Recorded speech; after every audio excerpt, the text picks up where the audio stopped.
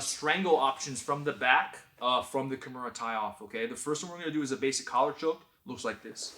He's going to be down, right? We get the basic tie. Go move this way real quick.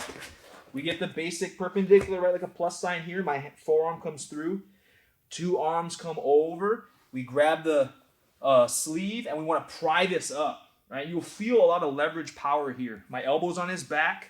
I'm almost like doing a nice bicep curl, two arms on his one elbow here. Pop this up. When this elbow separates from his body, that's where my perpendicular forearm slides through. Okay? I slide my other hand down his forearm. I paint his forearm. I grab his wrist, and I close that Kimura device. Okay? I suck it close to me. I try and get his tricep, like we've been saying. I try to get his tricep to stick to my sternum. Okay, we're not going to introduce unnecessary space into this position, right? Because space is what our uke is used to escape, okay? So one thing is to be tight. So part of making it tight is getting his elbow or his tricep in this case to stick to my sternum here, okay? We have the device. I look to get a belt in this case, right? It's a small sliding motion. So my wrist, my inner wrist, never loses contact of my uke's outer wrist. Right? It's a slide. I get what I need, in this case the belt, and I feed it to my hand that's already through here, and that's the Kimura tie-off. Okay? And now we're going to take his back and show one option to strangle. Okay? 4 fingers go into the collar here. Okay, I'm going to crack and stand him up. Look how I get on my feet. My knees are bent. I crack him up. Okay? Look how I try and get my sternum to stick to the back of his neck here. Even my chin is coming over and tucking his shoulder. Okay? I throw my hook in here and I sit back. Here. Okay? In this case, I'm bringing my heel close in. I'm trying to get my heels to touch my own butt. Right? It's tight. Okay? I'm sitting up in a crunch so I can visually see the whole battlefield here. This helps a lot. I should be able to see what's going on. Okay?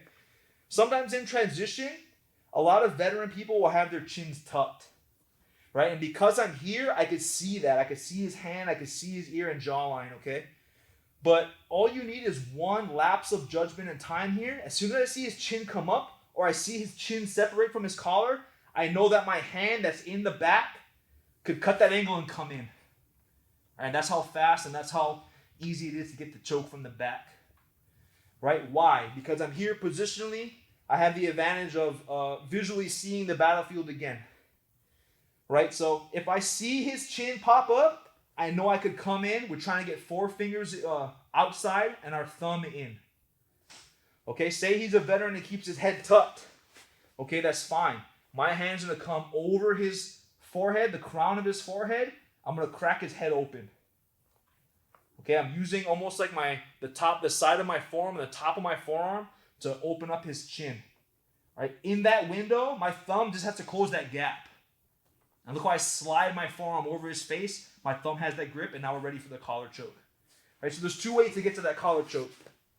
He could give it to me by just looking up. My hand's going to come through, right? Slide and paint. I'm going to paint his neck with my forearm. My thumb comes in, and I get a grip.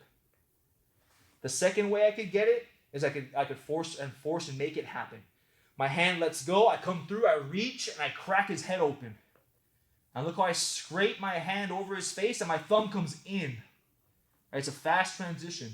So now we have the collar grip, okay? We're going to keep the Kimura tie off and finish the choke. Don't let this hand go. This is too much of a dominant leverage position to let go. Okay, keep it. We're going to choke him with it. It looks really cool, too, when you choke him with the Kimura tie off, okay? So look, how to finish this choke. Okay, in some cases, you'll be able to pull this collar. I'm going to sink my shoulder back. My choking shoulder, my choking hand, I'm going to almost like shrink and shrug it back like I'm drawing a bow. Okay, I'm going to shrug my shoulder back. What we're trying to do is pull this collar, obviously beating his jawline across his neck. Okay, what you can't really see in this case is my forearm bone right on my choking hand. Right, we talked about that forearm bone. We have one on the top where our thumb is, and we have one on the bottom, reverse side where my pinky is. Okay, we're going to use my top forearm bone to cut the top side of my uke's neck here. Okay, and we're cutting the side of his neck to make the blood choke happen. So however you beat the chin, we get this far. Okay? What I want and always challenge my students to do is to incorporate your lower body into a choke. Right? Some people you'll be able to choke just right here, pulling the collar in. That's fine. Okay, that will work. But I always challenge myself and my students to try and find the most efficient use of technique, and using our legs is one of the best ways to do that. So look, I'm going to take a big step over his shoulder. Right? From the back hook, I'm trying to get my hamstring to bite down on his trap here.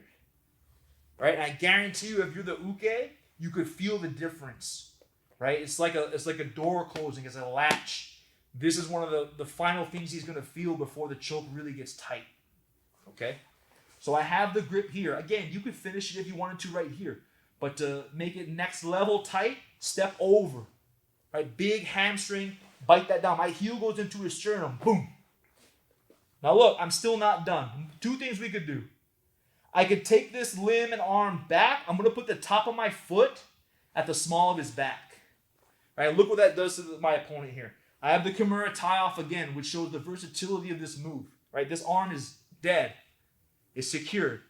I just secured his other arm here too. Okay? If you wanted to, you could hammer fist him here. You could dig his ear if you wanted to, or you could choke him. Okay? I have the choke here, right? And to finish it, I'm going to squeeze my legs together, bring my chest as a backing up, right? I want you guys to use your chest and pull your arm and shoulder back. That's one tap there. Okay?